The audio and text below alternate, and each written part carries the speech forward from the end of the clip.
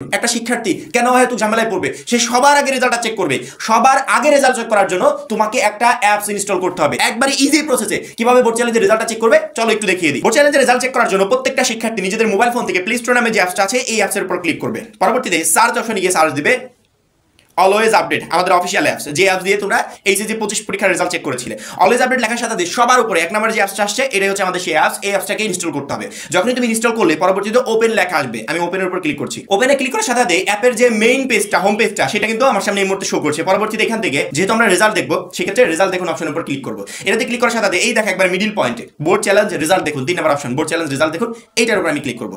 যখনই আমি এটার উপর ক্লিক করলাম সরাসরি ডিরেক্টলি আমাকে সেই সাইডে নিয়ে চলে আসছে যেখান থেকে আমি বোর্ড চ্যালেঞ্জের রেজাল্টটা চেক করতে পারবো। এখানে ইন্টার রোল নাম্বার, এখানে তোমার রোল নাম্বার দিতে হবে, এখানে তোমার রেজিস্ট্রেশন নাম্বার দিতে হবে। রোল নাম্বার এবং রেজিস্ট্রেশন নাম্বার দেওয়ার পরে গেট রেজাল্টে যখনই তুমি চাপ দিবে তোমার রেজাল্টটা চলে আসবে। আমি হচ্ছে আমার রোল নাম্বার এবং রেজিস্ট্রেশন নাম্বার দিয়ে ট্রাই করেছিলাম। ট্রাই করার পরবর্তীতে দেখলাম নট ফাউন্ড, অর্থাৎ আমি তো অনেকগুলো বছর আগে এই সময়টা পার করে আসছি, সেক্ষেত্রে আমার রেজাল্টটা এখান থেকে দেখা যাবে না। রিসেন্টলি যারা বোর্ড চ্যালেঞ্জে আবেদন করেছে তাদের রেজাল্টটা এই প্রসেসে দেখা যাবে।